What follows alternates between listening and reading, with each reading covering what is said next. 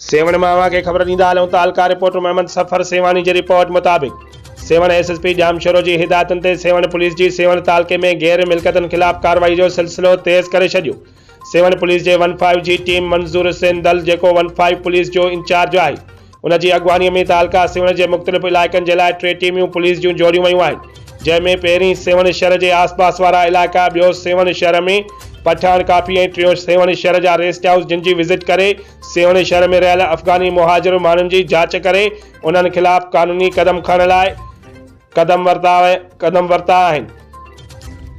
सेवण तालके में रहियल अफ़गानी मुहाजिरीन जेकी गैर क़ानूनी तालका सेवण में रही रहिया आहिनि उन्हनि जे ख़िलाफ़ कार्रवाई अमल में आंदी वई आहे। उन सिलसिले में शनाख़त करण जो अमल शुरू कयो वियो आहे, जंहिंमें 8 खां 10 मशकूक माण्हू मुख़्तलिफ़ हंधनि तां खया आहिनि, जिन में पठान काफ़ीअ वटि नूर सलाम वलद गुल रहीम जंहिंजो तालको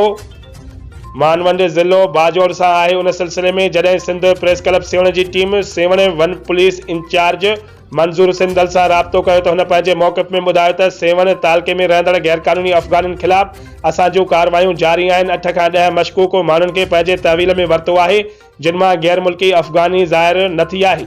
जिन मां किन वटि शनाख़ती कार्ड बि नाहिनि। उन्हनि बग़ैर शनाख़ती कार्डनि सां रहंदड़नि खे मशकूक माण्हू करे उन्हनि खे सेवण थाने ते मोकिलियो वियो आहे। उन्हनि खे नादरा तरफ़ां उन्हनि जी जांच कई वेंदी, उन खां पोइ सेवण पुलिस वधीक कार्रवाई कंदी।